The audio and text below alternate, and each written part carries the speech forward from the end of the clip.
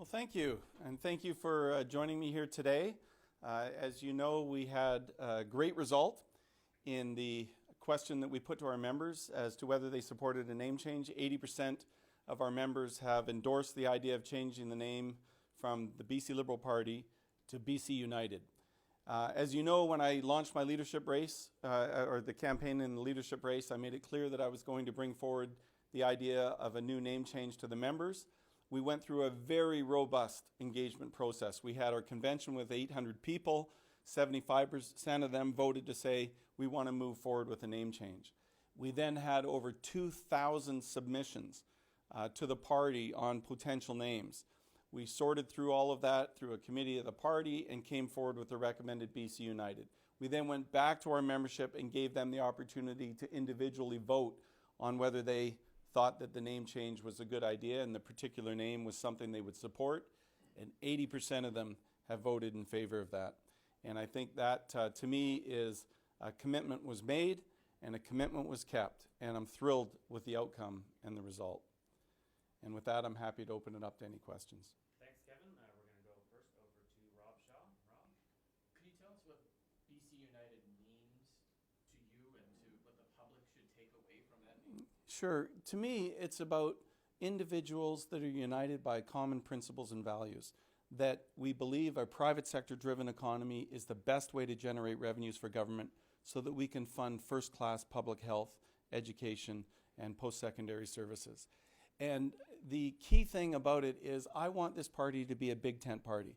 I want to make sure that, as I've said so many times, regardless of who people choose to love or what God they choose to pray to, that they're going to feel welcome in a BC United.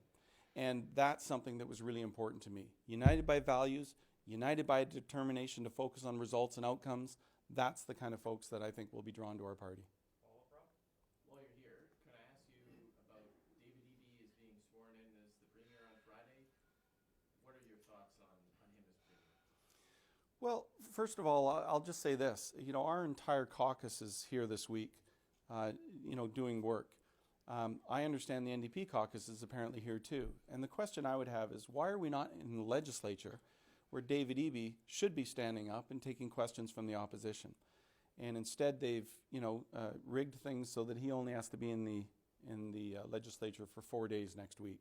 And I think that's unfortunate, because if he's so proud of his party and their record, then he should be quite proud to come into the legislature and defend it in front of the opposition. Having said that, look, I think that what you'll see with David Eby is more of what we've seen from the NDP over 5 years. They're in their second term. They're very good at making promises. There will be lots of announcements, lots of promises, very little focus on results and outcomes. This is a group that does not know how to drive for results. And it's something that I've been hammering home since I came here as leader of the opposition. If you look at their actual results, whether in healthcare, whether in crime, whether in affordability, we have some of the worst results in the country. And I'm going to hold them to account for that, because we need to do better, and we can do better in British Columbia. Rob? Sorry, Andre.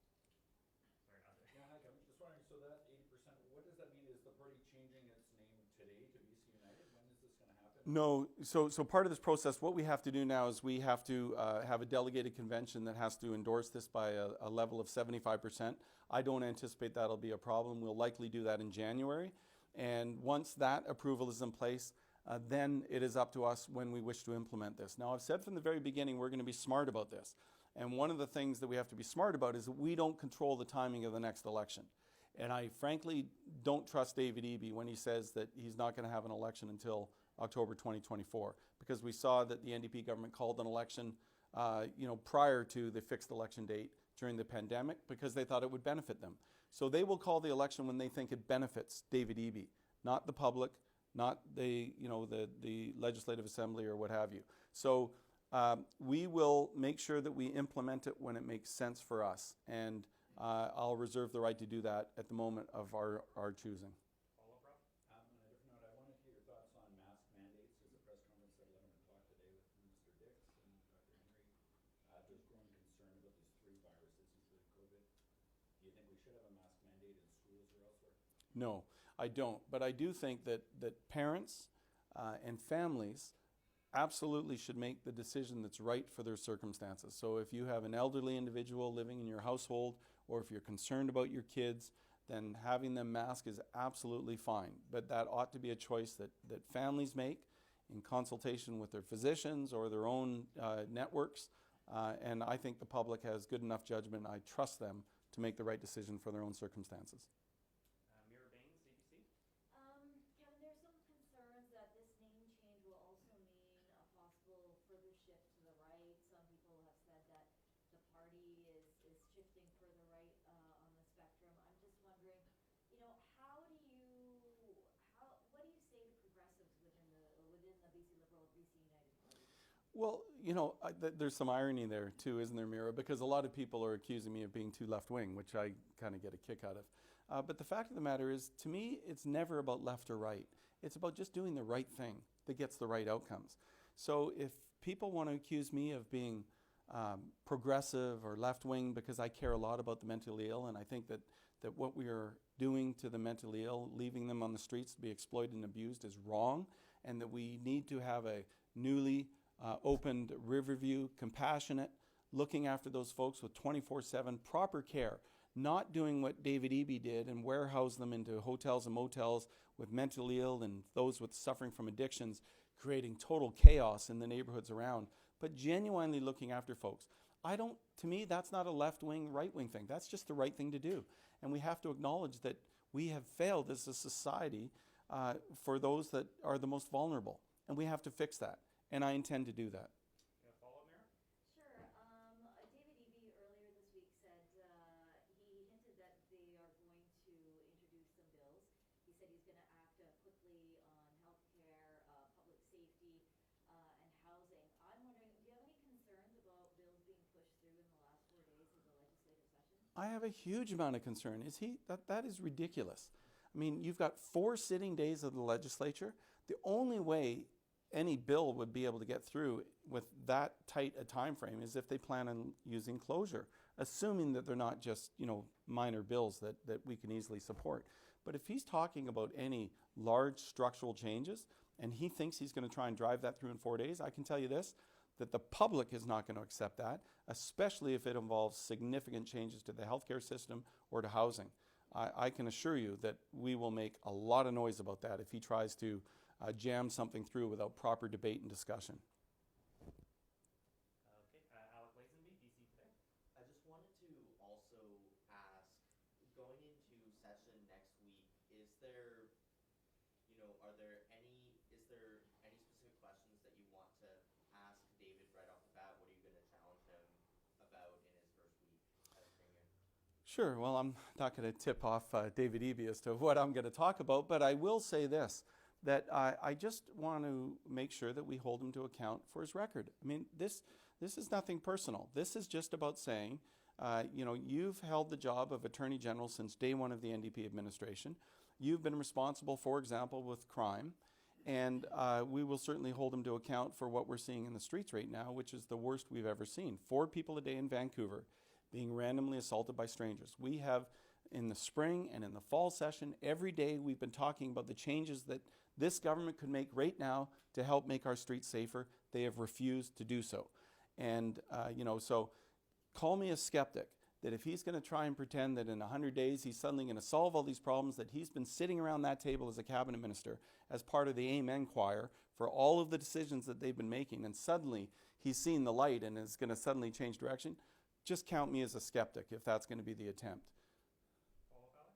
And moving back to the name change, I know you've been asked this 100 times, but now that the name change is looking like it's going to be official, are you going to lean into the comparisons to a soccer club? Absolutely. Absolutely. My kids play soccer. I love it. If people want to compare us to a soccer club, that's great. We're going to be a winning team. And I think people will like that. So yes, I'll lean in for sure. Changing a brand is a pretty expensive process. Takes a lot of advertising and a lot of money. Last time I checked, the New Democrats were still doing a lot better job raising money than the Liberals. Yes. So have you got any idea how much this is going to cost and whether or not you have the resources to do it and how long it will take? Sure. So first of all, Vaughn, I think that's a great question, and I thought about that a lot during this whole process. It's one of the reasons why I want to make sure that we control the timeline about when we do it. But I also think people read too much into this. It's not like we're Coca-Cola trying to become a new name here. If you look at local elections, ABC, for example, as a party, a year ago, nobody had ever heard of ABC. Suddenly they're the majority in council, right? So I'm not too worried about that. I think people know who we are, and when we have a new name, we will have to obviously support it with resources and make sure that we get that brand awareness out there. But I feel quite comfortable we'll be able to do that, Vaughn. But really it just comes down to timing. And we're going to have to choose the timing that makes the most sense for us. So for example, just to give you a real life example, if David Eby calls a spring election, I'm not going to be stupid and change the name in February and be facing a May or June election. Because that wouldn't make any sense. Because I don't control the electoral timeline, I have to be very careful about this. And we will be. We'll be smart about when we make that decision. And you'll all be the first to know when it happens for sure. Your follow-up on? Yeah, last week Ben Stewart briefly posted something on Twitter where he was very critical of the provincial government for distributing a lot of information about pediatric vaccines for children. Suggested he thought it was a waste of money. That posting was taken down fairly quickly. Yeah. Have you had a chance to speak to him about what he thought he was doing? I did. And look, Ben made a mistake, and that's why he took it down. And I think he'd be the first to tell you that he was pretty inelegant in the language that he used, and that's why he took it down. Look, we'll all make mistakes. I am certain that I'm going to look back on some of the things that I've said to Vaughn and probably not think to myself I could have probably done a bit better. If you got a list, we'd be happy to receive. I'm sure you're keeping one for me. All right, I have a written question here from Ashley Joanno, who's asking if it's up to you to change the name, when it will be implemented, when will that be? Sure. So, as I've said, we've gone through a really robust process here that I'm really very proud of, that's really engaged the membership. And, my caucus was asking me the other day, well, what happens if it fails? And I said, listen, I am quite comfortable with that, because through this entire process, we've said to the membership, it's going to be your decision. If you think it's the right thing to do, I trust the members. And I really do. So in terms of the implementation, that's what we have to be smart about, because we're not in government, so we don't control the timeline of when the election's going to be. I know that we did bring in fixed election dates, but I also know that this government has broken those fixed election dates in the past, so I have to be thoughtful about when we implement this, and I will be.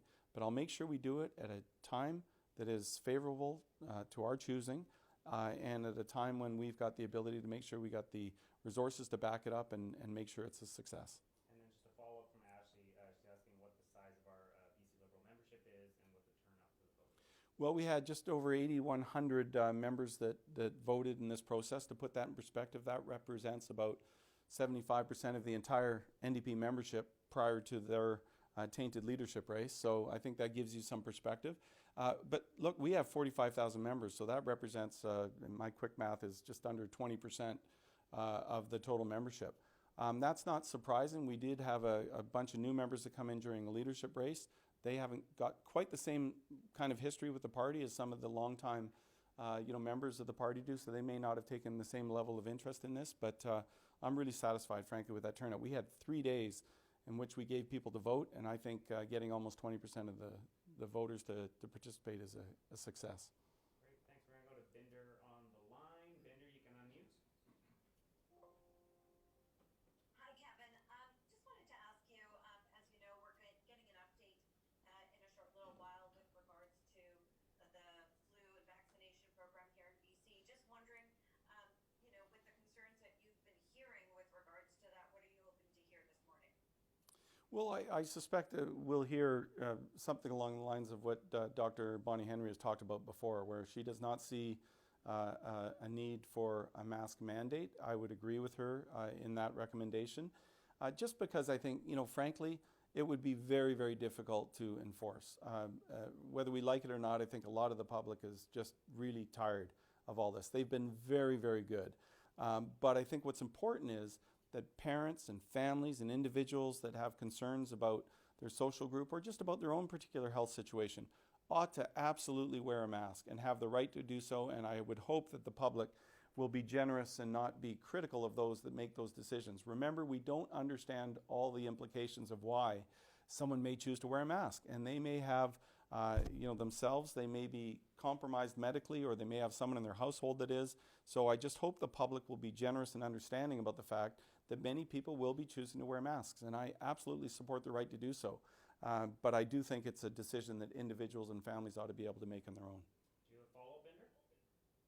I'm good, thank you. Thanks, Bender. Great. And one more written question from Cheryl Jan at CKPG. Kevin, the BC Liberal Party is a coalition and seen by many as small c Conservative Party. Is the quote-unquote generic name trying to move away from that impression? No, look, we're always going to be a coalition. I've said it before, I'll say it again. 96% of the public aren't members of any political party. People don't walk around saying, I'm a Liberal, I'm a Conservative, I'm a Green person, I'm an NDPer. They're just hardworking folks that go to work every day and, in some cases raise kids, in other cases fall in love, get married, and just try to earn a living. And they're not going around thinking about what political affiliation they have. They're looking for parties that frankly represent the ability to get things done and solve big challenging problems we have in this province. And that's what Kevin Falcon and the BC Liberals are all about.